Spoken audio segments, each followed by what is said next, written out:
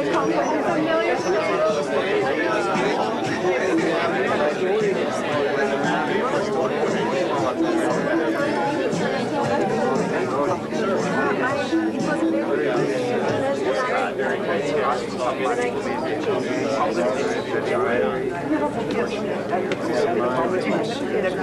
I have everyone's attention, please?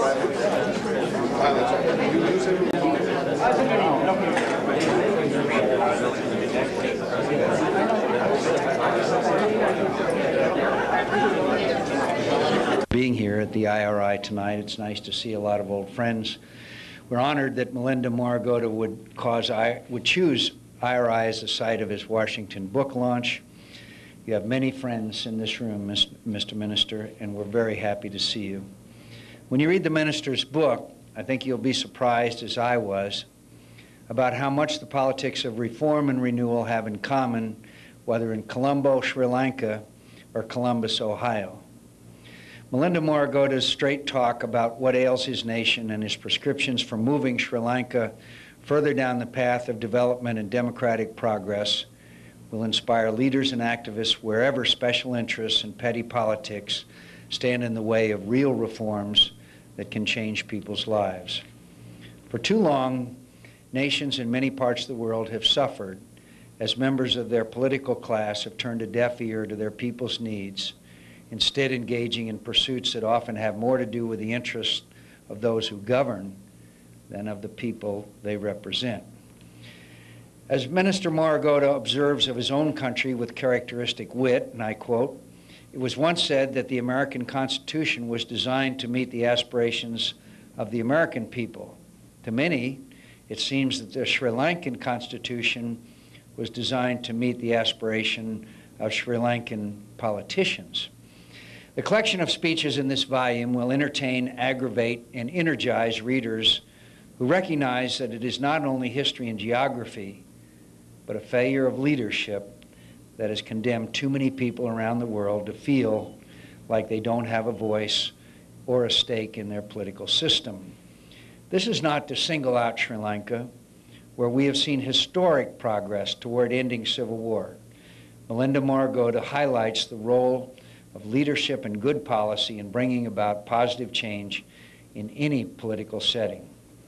Honest government, clean politics, and aggressive reform, Minister Moragoda respectfully suggests, are the charge of Sri Lankan leaders and the gateway to Sri Lanka's future.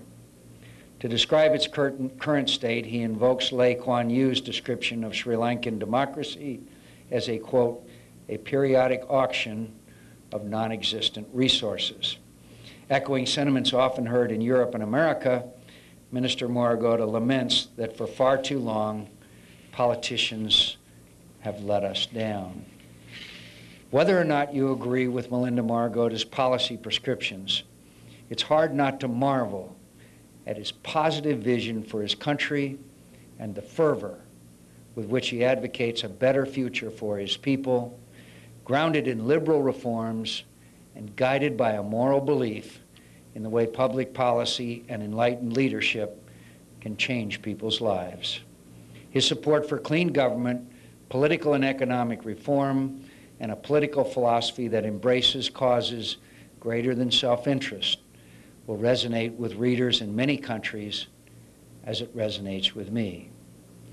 In his book, as in his life, Minister Moragoda shows how politics can serve the people politicians represent rather than the politicians alone.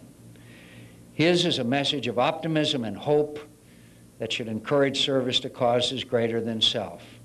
His call for enlightened leadership and bold reform will fire the spirit of political activists from Colombo, Sri Lanka, to Washington, D.C.